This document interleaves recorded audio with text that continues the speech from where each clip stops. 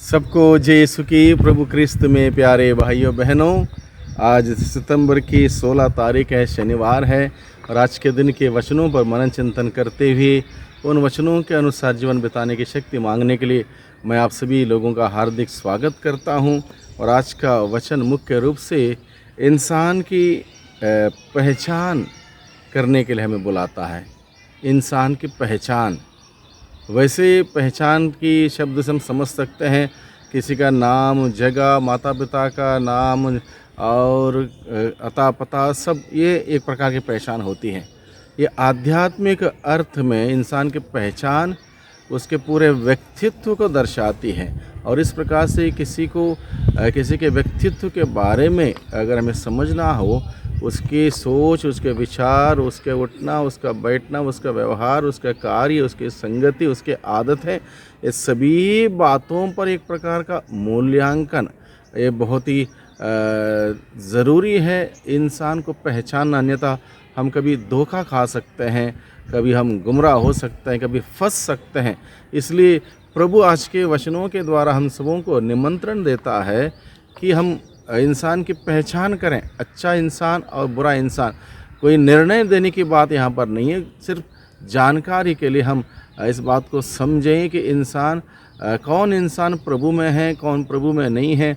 प्रभु में है तो कितना प्रभु में है, कितना प्रभु में नहीं है।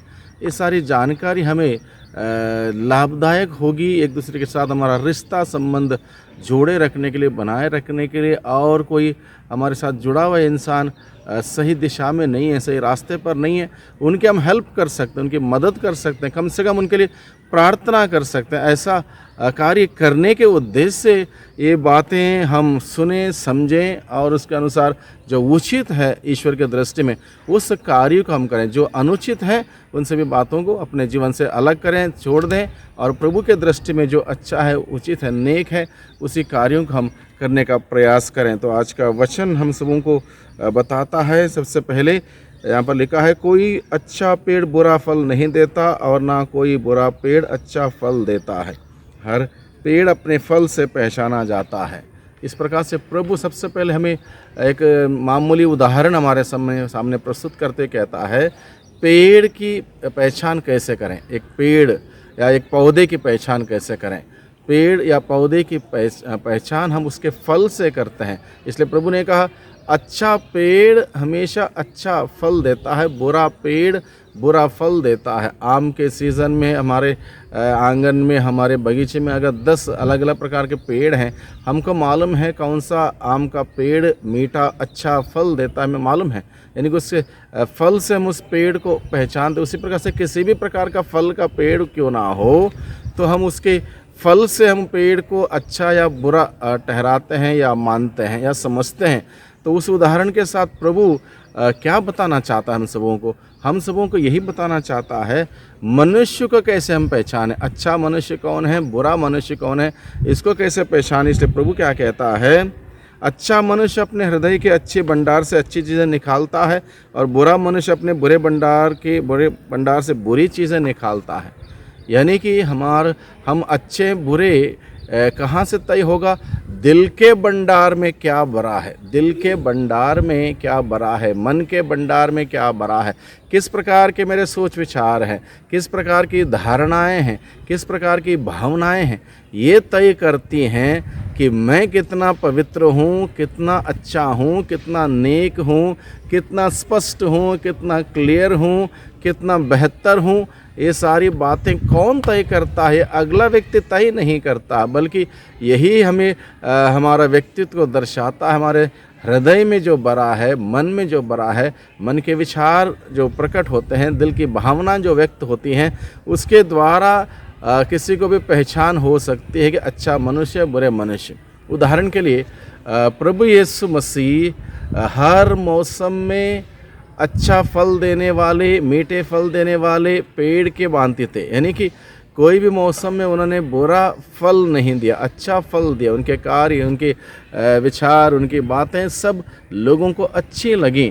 और एक दूसरे से प्यार करने की पाठ सिखाने वाले, क्षमा करने के पाठ सिखाने वाले, क्षमा करने वाले, लोगों पर दया दिखाने वाले। जब प्रभु यीशु के साथ जब बुरा हुआ, अत्याचार हुआ, कोड़ों की मार से उन्होंने मार खाए, क्रूस उठाया, लोगों ने उसकी दाढ़ी नोची, उन पर थूका गया, तप्पड़ मारा, उपहास, निंदाएं की, सूली पर चढ़ाया, उस वक्त भी वो अच्छा फल देने वाले, अच्छे पेड़ के भांति अच्छे मनुष्य साबित होते हैं अपने दिल के भंडार से। उस वक्त भी इतनी अच्छी बातें निकालते हैं और कहते हैं, पिता इन्हें क्षमा कर, क्योंकि ये नहीं जानते कि ये क्या कर रहे हैं। वो है धार्मिकता, वो है जब सब कुछ ठीक ठाक है, अच्छी बातें हर कोई कर सकता है। जब परिस्थिति विपरीत है, परिस्थिति पलट गई है और सब कुछ हमारे खिलाफ है, सब कुछ हमारा विरुद्ध में है, उस वक्त अच्छे शब्द बोलना, अच्छा व्यवहार करना, अच्छा कार्य करना और उस अच्छाई को प्रस्तुत करना, जीवन देने वाली बातों को, कार्यों को करना, वह है इंसान की पहचान करने की बात। उस वक्त जब परिस्थिति विपरीत है, प्रभु के साथ परिस्थिति विपरीत थी, उनका अपना कोई भी नहीं था, उनके शिष्य भी उनके साथ नहीं थे, सारे उनके विरोधी थे, उपवास निंदा करने वाले, उनको कोड़े मारने वाले, उनको सूली पर चढ़ाने वाले, दर्द देने वाले, सब वहाँ पर थे। उसके बावजूद प्रभु ने वहाँ पर उन सबों को माफ़ किया, क्षमा किया, पिता से एक पिता इन्हें क्षमा कर, क्योंकि नहीं जानते। प्रभु यीशु मसीह अपने दिल के भंडार से अच्छी चीज़ें निकालता है और देता है एक आशीर्वाद। अभिशाप के लिए आशीर्वाद प्रभु देता है और वो आशीर्वाद लोगों के लिए, लोगों को बचाता है, वो आशीर्वाद लोगों को बचाता है। इस प्रकार से प्रभु हमें आज के दिन में बुलाता है। प्रभु यीशु हमारा मॉडल है, प्रभु यीशु मसीह हमारे लिए एक नमूना है। इसलिए प्रभु यीशु का अनुसरण करने वाले हम सभी लोग प्रभु यीशु जैसे बनने का हर दिन प्रयास करें। तमाम संतों ने यही काम करने का प्रयास किया, इसलिए आज के दिन वो संत के मुकुट से नवाजे गए हैं। इसलिए हम भी प्रयास करें, संभव है, लेकिन लक्ष्य साफ हो, स्पष्ट हो और उस लक्ष्य की ओर हम आगे बढ़ते जाएंगे। हर दिन मेहनत करते, प्रयास करते हम कहीं ना कहीं ज़रूर पहुंच जाएंगे। प्रभु यीशु का अनुसरण करने वाले हम सभी लोग प्रभु के और नज़दीक जाने का प्रयास करते रहें। और आज के दिन में प्रभु का वचन हम सबों को बताता है, इंसान की पहचान उनके जीवन से हम करें। जैसे प्रभु यीशु अच्छा मनुष्य है, उसकी पहचान हुई, तो हमारा भी पहचान उसी प्रकार से होगी। यानी कि किसी प्रकार से हम नकारात्मक व्यवहार, बात, सोच, विचार, धारणाएं रखेंगे, उसको व्यक्त करेंगे, तो इससे साबित होगा कि मैं किस प्रकार का व्यक्ति हूँ। भले ही बाहर से बहुत अच्छा लगूँ, बहुत सुंदर लगूँ, बहुत ही शक्तिशाली लगूँ, बहुत ही पावरफुल लगूँ, बहुत पैसे वाला लगूँ, लेकिन मैं किस प्रकार का व्यक्ति हूँ आंतरिक रूप से ये प्रकट करेगा मेरे व्यवहार से। तीसरी बात आज के दिन में हम सबों को मनन चिंतन करने के लिए ज़रूरी है। प्रभु एक उदाहरण हमारे सम्मुख रखता है। जो प्रभु के वचन सुनता है, उसके अनुसार चलता है, प्रभु उसके उदाहरण देता है। समझदार मनुष्य के सदृश बताता है, यानी कि उस व्यक्ति ने अपने घर की नींव, गहरी नींव खोद के चट्टान पर लगाई, उसका कोई नुकसान नहीं हुआ, आंधी तूफान बाढ़ आने से कुछ गिरा नहीं, बल्कि बना रहा। और उसके विपरीत प्रभु क्या कहता है, जो व्यक्ति प्रभु का वचन सुनता है उसके अनुसार नहीं चलता, वो मूर्ख के सदृश हैं, वो मूर्ख के सदृश हैं। और उसका उदाहरण प्रभु कैसे बताता है, उसने अपने घर की नींव बालू पर लगाया, आंधी तूफान बाढ़ आई और वो गिर गया, इस प्रकार से उसका नुकसान हो गया, सर्वनाश हो गया। प्रभु ये बात हमें सिखाता है, यानी कि प्रभु हम सबों की सम्मुख इस चुनौती भरे वचन हमारे सम्मुख रखता है, बुलाता है, हम समझदार मनुष्य के सदृश बने, समझदारी का काम करें, एक दूसरे के साथ अच्छा व्यवहार करें, अच्छी बातें रखें, सकारात्मक बातें रखें और मधुर संबंध रखें, एक दूसरे को माफ़ी दें, माफ़ी लें। इस प्रकार से मधुर संबंध रखते हुए प्रभु के बताए हुए वचन के अनुसार जीवन बिताते हुए हम आगे बढ़ें, आध्यात्मिक जीवन में मजबूत हो जाएं, ठोस हो जाएं, ताकि दुनिया की कोई ताकत, कोई शक्ति या कोई व्यक्ति हमें हिला ना पाए, प्रभु के रास्ते से हटा ना पाए, बल्कि बुलंद इरादों से प्रभु के रास्ते पर चलने वाले हम सभी बन सकें। इसलिए आइए भाइयों बहनों, आज के दिन हम लोग प्रार्थना करें उस प्रभु से। सर्वशक्तिमान पिता परमेश्वर, धन्यवाद देते हैं आज के वचनों के लिए।